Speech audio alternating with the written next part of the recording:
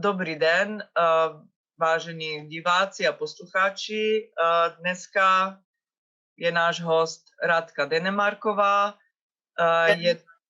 Dobrý den.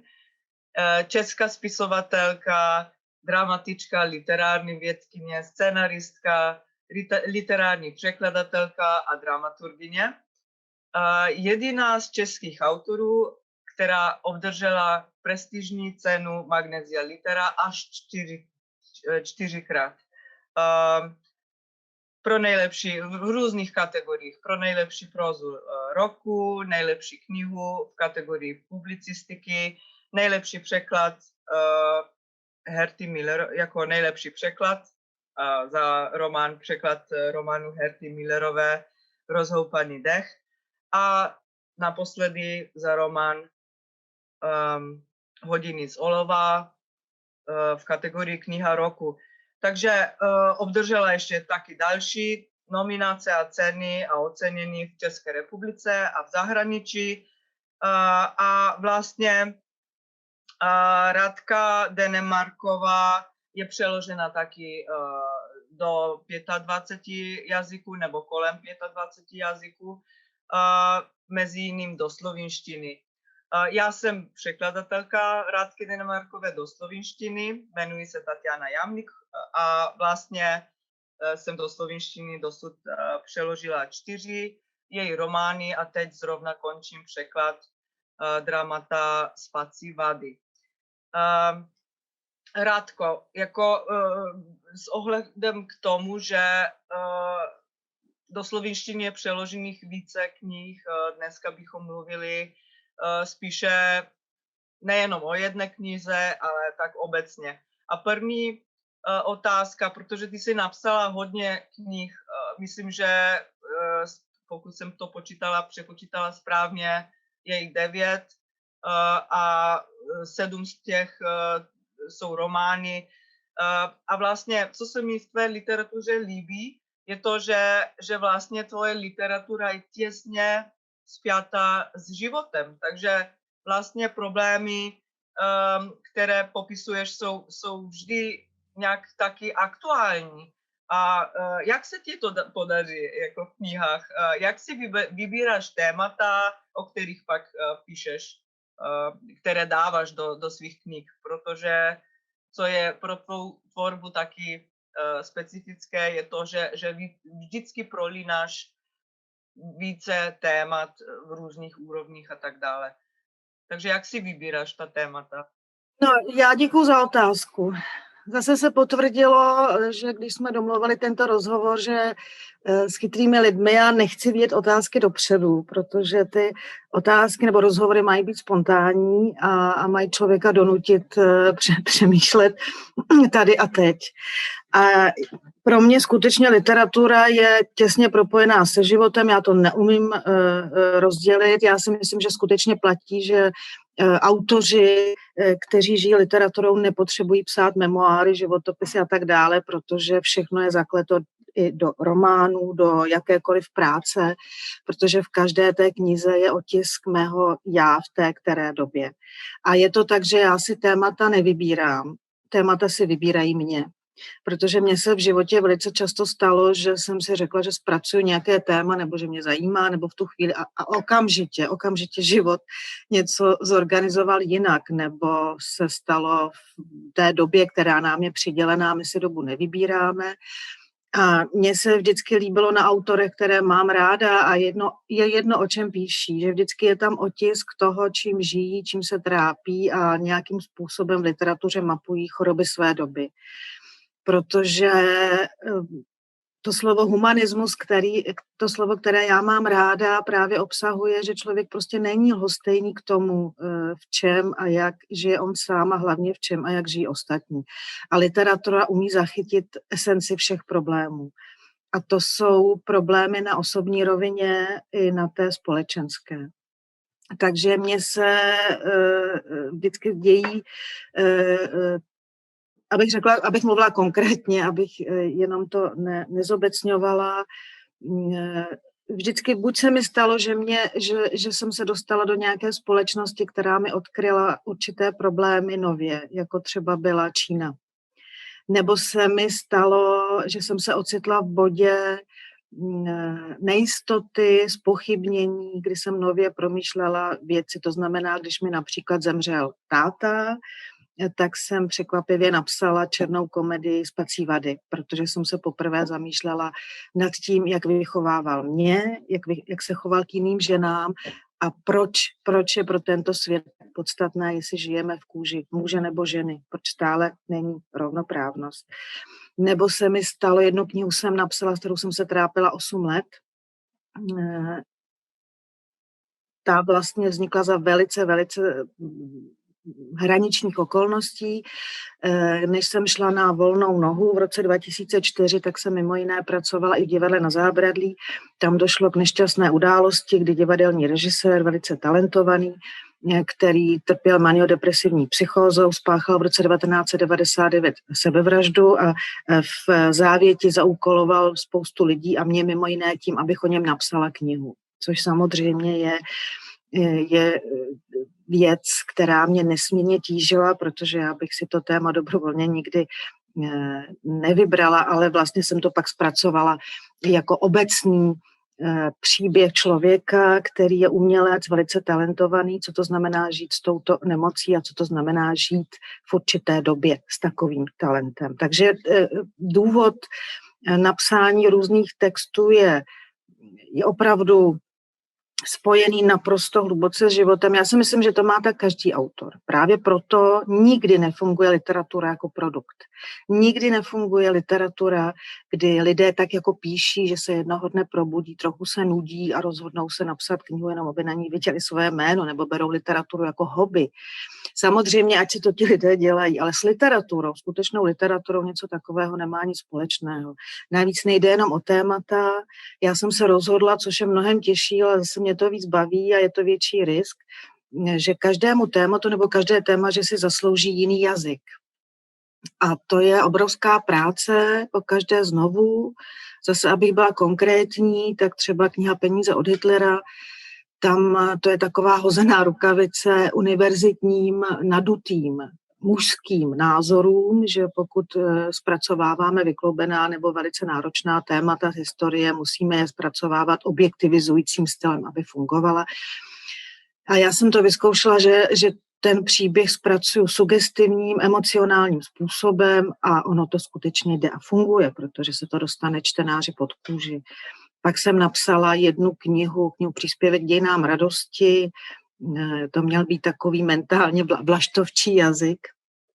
Takže to byl jazyk něco mezi eseistikou, prózou a poezií. A knihu Hodiny z olova, ta mě hodně ovlivnila četba Konfucia a vůbec čínské lyriky. A já jsem chtěla ta zásadní, vlastně na první pohled velice brutální témata zpracovat jazykem, který dává možnost několika výkladů.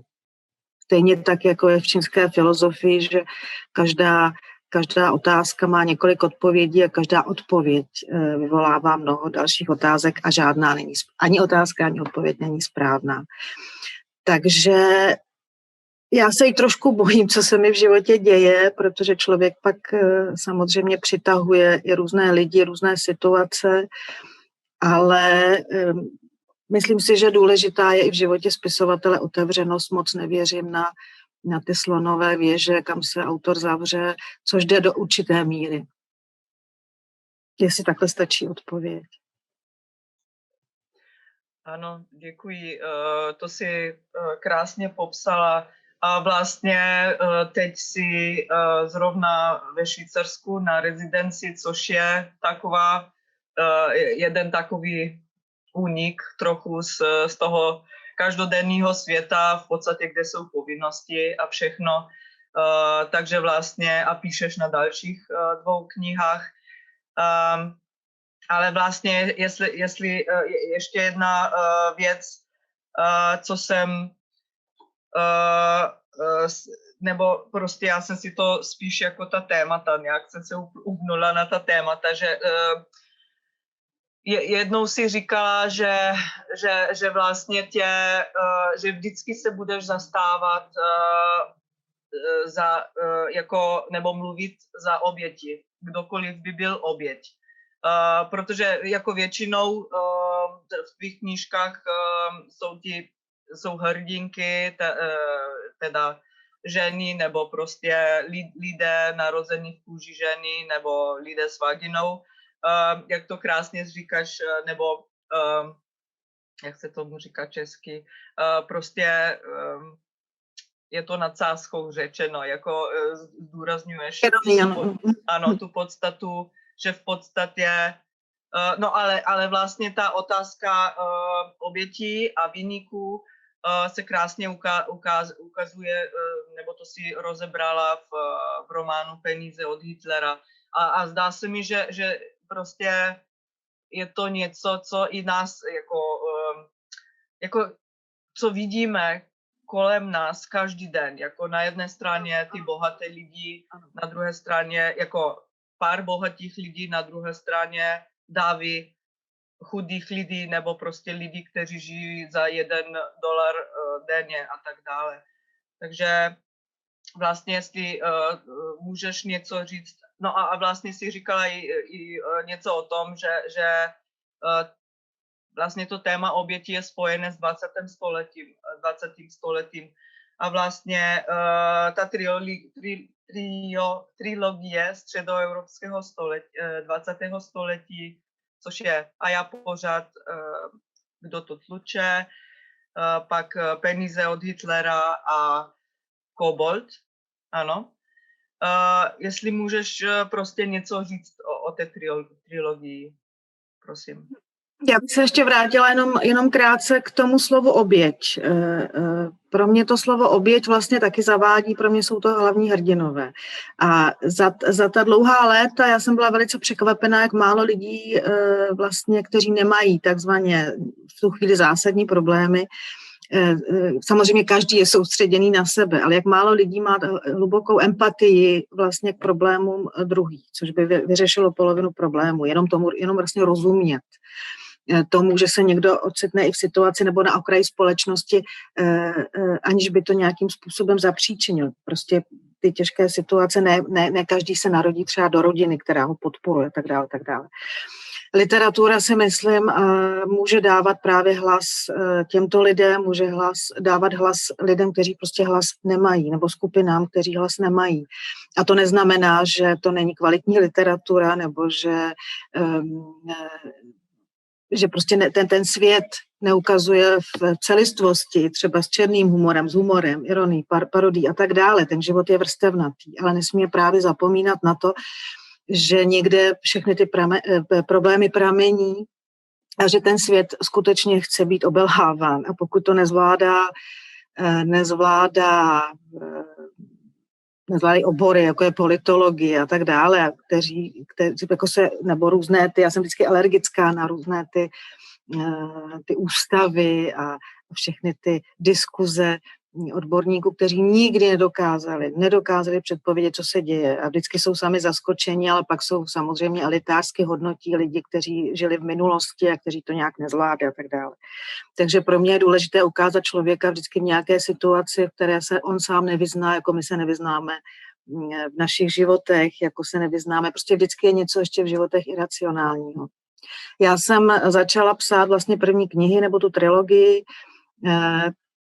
o prostoru, kde jsem se narodila, to znamená o Čechách, střední Evropě, východní Evropě. Proč je tady tolik tabu, proč je tady tolik problémů, které nechceme vidět, a protože to je úplně stejně jako na úrovni rodiny, pokud se nějak o problémech nemluví, pokud se zametají pod koberec, pokud se vytěsňují, každý problém i v osobním životě jedince, i v rodině, tak i ve společnosti, přes generace prostě vybublává a přináší nové problémy další. Prostě první krok je věc pojmenovat, jenom tak se společnost může uzdravit, pokud věci pojmenujeme. Pak v další fázi svého života, tím, jak jsem vlastně měla úspěch nejprve v zahraničí, hodně jsem cestovala, poznávala svět, ten svět má tolik podob, tolik barev, každý je i v Evropě bohužel uzavřený v tom národním kotci a každý řeší jenom problémy svého státu, my jsme propojení. Prostě je tady nějaké lidstvo a já jsem součástí lidstva, takže další knihy už jsem psala i s ohledem na to propojení, což byla kniha Příspěvek k dějinám radosti o sexualizovaném násilí, protože považuji za naprosto zrůdné, jakým způsobem neustále v mnoha podobách, všude na světě je prostě někdo, kdo se narodí jako žena, občanem druhé kategorie a má omezený počet rolí v životě. A to se neustále, i když kousek zase dokážeme k té rovnoprávnosti, zase se objeví doba jako dnes, kdy zase se to hodí všem těm politikům s patriarchálním myšlením, že zase jsme zpátky. Takže jsem potřebovala ukázat přes i staletí, kde se to vzalo, proč to lze tak těžce vymítit, protože tady to otroctví upevňují nejen muži, ale ženy. A co to všechno znamená, protože spousta lidí neví třeba, co je feminismus. To slovo nepoužívám, protože tyto lidi maté, takže používám, že jde o lidská práva pro všechny. Proti tomu snad nemůže nikdo nic říct. Další kniha potom byla samozřejmě zážitky z Asie, z Číny, kde je skutečně novodobá totalita, brutální policejní stát. Bylo to jakési i varování, co to znamená pro lidskou duši, co to znamená pro rodiny, co to znamená pro různé typy lidí, jak je nesmírně nebezpečné, že tady je nějaká úzká skupina lidí, kteří jsou ultra bohatí, nepotřebují být tak bohatí, kolik 100 milionů lidí prostě umírá hlady a do toho jenom proto, že je někdo bohatý, jakýmkoliv způsobem, když je to gauner a měl by být ve vězení, tak najednou ta společnost obdivuje jenom toto. Redukovali jsme společnost na toto bohatství a zároveň tyto společnosti, a to je i v Evropě, nastává nová podoba chudoby a to je naprostá chudoba duchovní. Prostě blbost, hloupost, nevzdělanost, najednou to není problém, což se ukázalo třeba v případě Trumpa v Americe. K tomu samozřejmě přichází to nebezpečí všech těch sociálních médií, kdy ta hlušina dezinformací, to nebezpečí, jakým způsobem třeba citliví lidé, jak rychle jim vymývat mozek, a to nebezpečí z různých stran. A vlastně já žiju v tomto světě, ale spíš mi jde vždycky o to ukázat esenci toho, kam ta společnost směřuje a varovat předtím. Já jsem třeba Hodiny z olova začala psát 2013 jako varování, že ten čínský model může být nebezpečím i pro zbytek světa. Ukazuje se, s hrůzou sleduju, že tomu tak je, ještě daleko brutálnější podobě a rychlosti. Stejně jako jsem varovala před koboldy, což jsou lidé, kteří mají vysokou inteligenci, ale absolutně nulovou emoční inteligenci, proto rychle s druhými manipulují, snadno lžou, pro ně je pravda lež totéž. A samozřejmě nastala vlna všech těch populistů, kteří se dostali k moci rychle. Takže já už se trošku bojím něco napsat. A v roce 2010 jsem použila jako postavu jako nebezpečí myšlení Ivanu Trumpovou, první ženu Donalda Trumpa, aniž bych tušila, že tato rodina bude spoluurčovat systém, ve kterém žijeme. Já si myslím, že vždycky je něco ve vzduchu, já si to tak jako ulovím a prosvětlím přes román. A bohužel se pak ukáže, že to je daleko nebezpečnější. Spíš mi vždycky o to uchovat i prostor pro lidi, protože jako oběti jsou různého druhu. Samozřejmě, když někdo řekne, já nevím, holokaust, tam ty oběti jsou jasné, ale jsou také různé oběti všedního dne. Jsou lidé citliví, kteří skutečně nechtějí třeba podvádět a lhát. Jsou lidé, kteří čtou a jsou hluboce vzdělaní, ale jsou zároveň introvertní. To znamená, a ti, co křičí. Protože vždycky je hezké přísloví, že prázdný buben nejvíc duní. To znamená, lidé, kteří nemají vůbec co říct, křičí nejvíc. A ti se dostávají k moci a ti zastrašují druhé, kteří jsou paralyzovaní. A já mám pocit, že právě ti citliví, vzdělaní, ti, co mají vědomí hodnot, vědomí kontextu, vědomí souvislostí, tak ty musím právě v této době chránit nejvíc. A to umí literatura. Ano, souhlasím. Vlastně, jak jsi zmínila tu Ivanu Trumpovou postavu z dramata Spací vady, Ať jenom vysvětlím pro slovinské čtenáře, že jde o drama s 3 postavami. Jedna je Sylvie Platová, druhá Virginia Woolfová a třetí Ivana Trumpová, jmenovaná Madame T. A vlastně ta hra byla v Praze, taky už jako byla inscenace v Pražském divadle na Zábradlí. No a teď jsem se trochu... Tak vlastně jsem chtěla říct, že bychom mohli na uzávěr prostě ještě se, jako když si říkala, že ta literatura nemůže být produkt, nemůže být jenom mít komerční funkci, tak vlastně je a ta Madame Tev, to je prostě, ona představuje všechno, co literatura není a co odrazuje čtenáře od čtení, podle mého názoru. Takže vlastně, poslední otázka, jestli nám můžeš říct,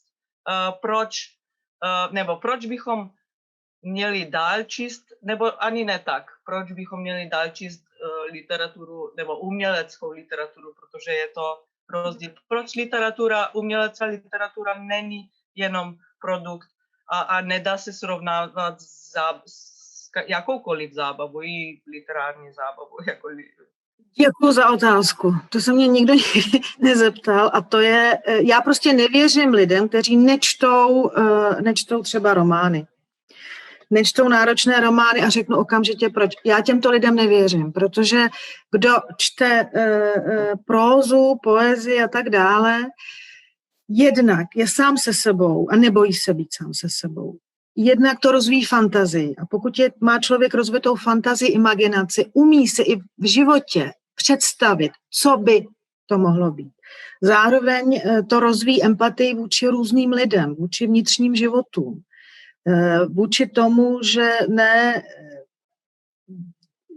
není možné věřit fámám, pomluvám, prvnímu dojmu, že všechno je daleko složitější. Učí to jakési úctě k životu druhému, ať už se narodí v jakékoliv společnosti, ať už se narodí bohatý, chudý, černý, bílý, jakékoliv sexuální orientaci, protože prostě jsme lidé a všichni jsme propojení a velice, velice podobní.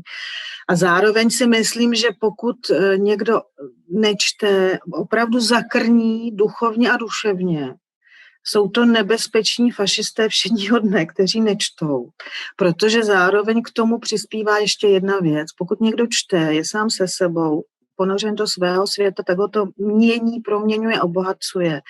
A kdo prostě čte, tak přemýšlí. A kdo přemýšlí, tak není tak snadno zmanipulovatelný a ovlivnitelný. Je tady pevný, stojí tady, ví vnitřně, že není sám. A zároveň i pro lidi ještě tady taková věc, protože jsem zažila v životě taky hodně dramatických situací a existuje jedno zásadní přátelství, které nelze nikdy zničit a to je přátelství s velkými autory, autorkami a jejich knihami napříč stoletími. Tam neexistuje, že je literatura minulá, současná.